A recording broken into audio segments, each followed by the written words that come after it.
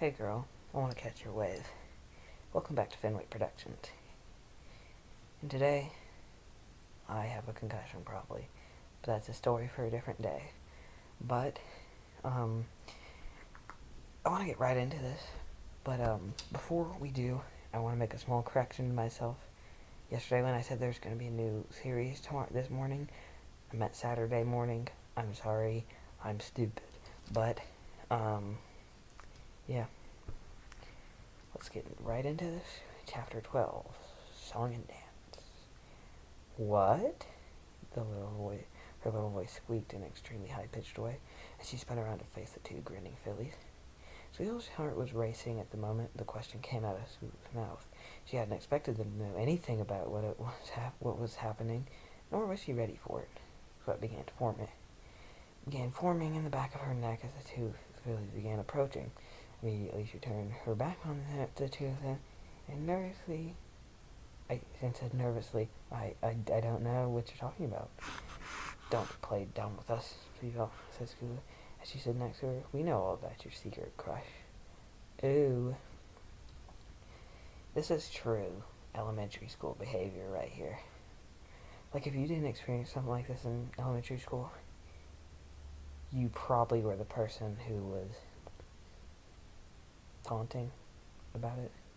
I'm sure. Alvin sat on the bed and asked, Why didn't you tell us about him, Sweetville?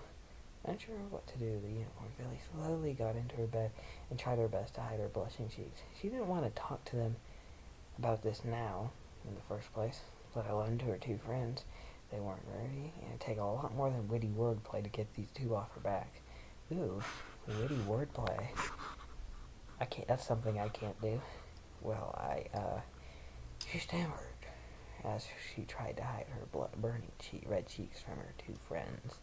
She tried to come up with some sort of answer to their pony's question, but only one question she had kept clouding her mind. Unable to think straight, she decided to ask it, hoping that it would clear her mind in the very least. How did you guys find out? I know I'm making a lot more reading errors than I usually do right now, because like I said, I have a concussion probably, and it's hard to concentrate. I'm sorry, that's just how it goes. Oops, I just hit a spring. I hope you guys couldn't hear that, but whatever. Immediately, Sue and Appleton broke out in smiles and giggles. So it is true. I knew it, said the young Pegasus with her small wings fluttering. Man. Yeah, my sister told me. Yeah, your sister told my sister. I cannot read, said Appleton, answering her question. Don't you worry yourself none. Sue and I, Pinky, promised not to tell anybody about it. Now tell us what you know. Tell us why you didn't tell us about him. Well, Sweetness hammered. I, that's 3 eyes. Don't know why. Sorry. It's okay, Sweetness. So tell us a little about him. What's he like? Well, he's just tell her what that one person's like. I forgot her name. Scooby. Yeah, tell her what she's like. Difference does that make? I mean, I don't know, maybe you don't, because then maybe they'll get on to you, you know? They'll catch on. Unless they're not smart. Well, she stammered, trying to think of something. He's very nice and kind and sweet. Look at her, said Alvin, directing her attention to Scooby. She's so much in love with him, she can hardly talk about him. That was weird, I just stopped. Forgot to breathe for a second. Aw, replied Sue. You're such a lucky filly. I wish I had a crush on somebody, or somebody that would crush on me. That'd be so cool. You know, she doesn't strike me as the type to be interested in that stuff. And if you want to have a crush on somebody, just have a crush on somebody. It's not that hard. Yeah, cool. Mumbled Sweetie. She couldn't help but slightly chuckle from the irony of the statement. Ooh, that was some ironic irony. So where's he from? He's from, she said, remembering. what she had told very far away from here. He's kind of new to the town. We knew that, said the Pegasus Billy. Sorry, I can't read. Where is he from, before he came here? Tubella's eyes darted back and forth frantically, searching her mind for a city that was far away from Ponyville. One where they wouldn't be able to perform a background check of any kind. She said about Manhattan, but she knew Applejack went there to Philly. Applewood began questioning her sister about him in an instant. Her sister is older than her, and this guy's not is freaking 20, because that'd be weird. So, you feel me?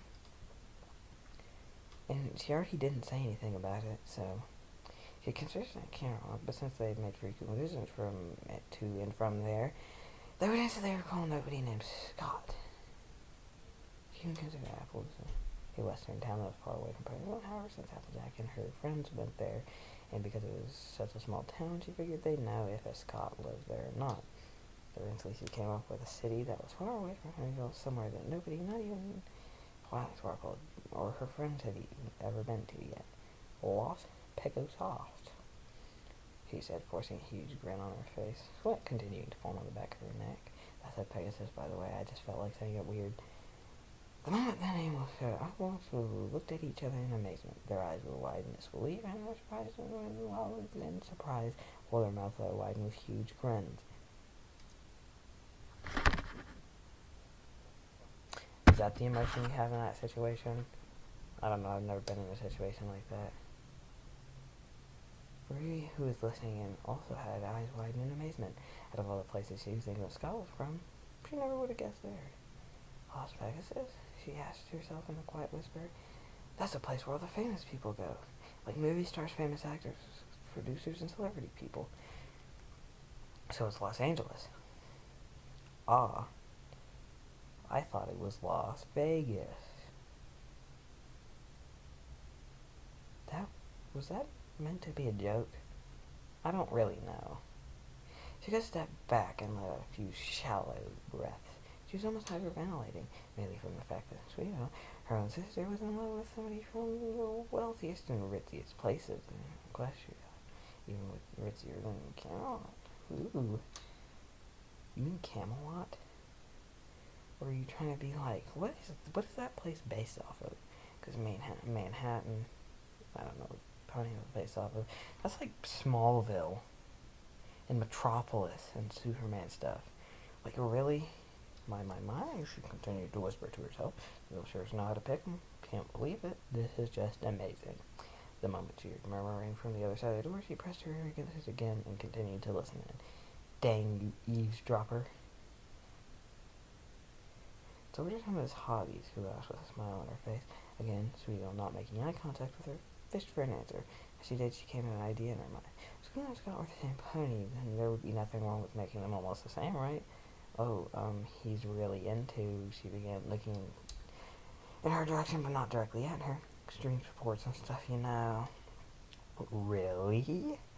Asked Orange Jelly. Sounds like my kind of guy. You better be careful, You might have some competition. The irony of that statement is off the chain. That wasn't meant to be funny. If you said we're gonna say that was a bad joke. I just said that to say it. She usually laughed at the joke, even though Sweetos was more of a forced laugh than a natural one. So do you have a ski mark yet? Asked Applewood. Still recovering from her laughter? No, she replied coolly. That was Verity. The answer flowed more naturally, since Lulu didn't have her ski mark yet. That's so cool. You already have something in common, says Lulu. This one, Lulu doesn't seem like the type. She doesn't strike me as the type to care this much about relationships. I just doesn't feel that way.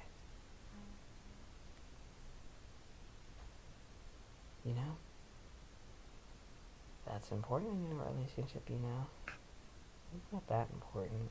Actually, yes, it is, but Lawrence's heart began to race again. It was the same exact statement he made. He was uncomfortable when her sister said it, but now this Lulu was the one saying it. Was saying But now the school was saying. The mayor, who was uncomfortable in her sister had said it, but now the school was saying. I think you need it in there somewhere. The person that was really the one in question made her just want to throw up. Is that what you do in that situation? I think it just makes you feel kind of uncomfortable. But I guess when you're uncomfortable, you want to throw up sometimes. Hey, he should totally join us. So, the King Officers definitely could use another member. Well, he already joined. Sorry, I'm dying. Joel's eyes became pinpoint. Yeah, that'd be totally awesome. You missed a chance to slip and that'd be gnarly or rad in there. That would be great if you put that in there, dude. I'd have, I'd like this story a lot more. Maybe he has some ideas on how he can get our camp ideas we haven't even thought of, like what? I don't even understand. I was going off on high-fived and laughed. The sweat drizzling down Trio's face began stinging her eyes. Wow. Before she could protest against the action, her friends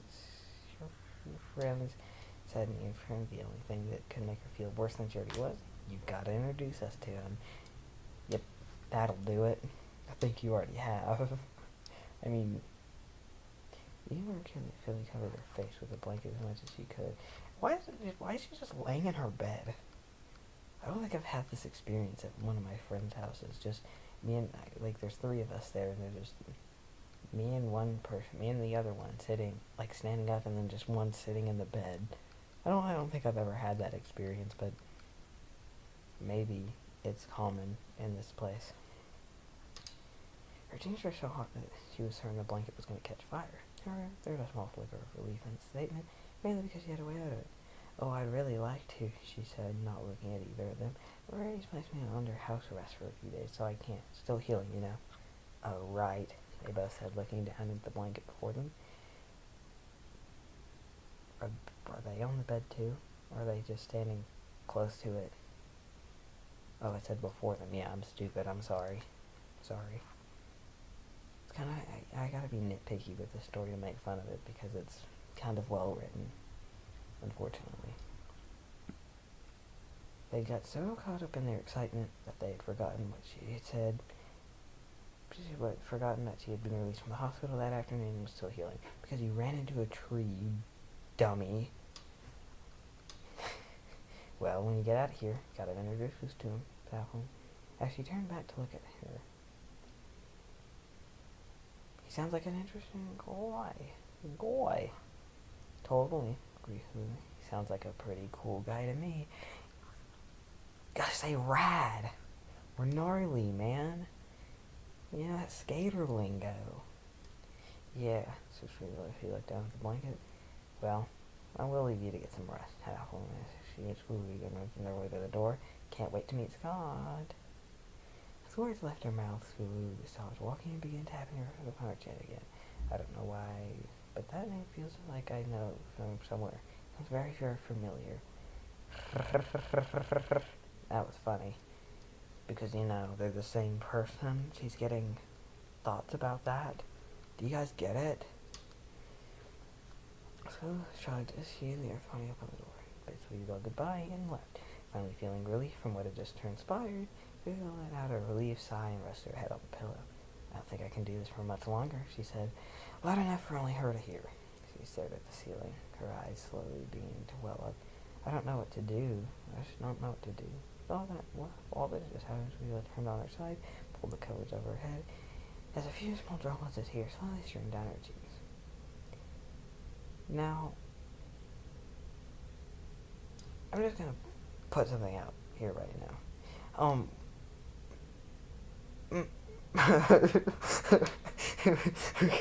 Okay. Okay, I just gotta say this right now. I scrolled down to the comments and somebody's name was Gay Orgy. That is great. Who names himself Gay Orgy for a site like this? But I'm dying. I'm dying. Why is that? I don't, for a site like this, I wouldn't think something like that would be allowed.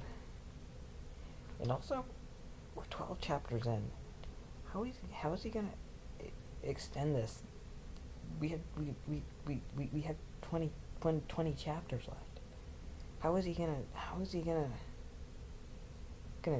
extend this out? I don't know, but I might get it. I'm gonna. I think I'm gonna finish the first chapter of A Dare's Truth today, because I haven't done that since like Monday or something. Or at least, no, did I do that last night? I can't really remember. Like I said, I have a concussion, so yeah, it's Finway Productions signing out.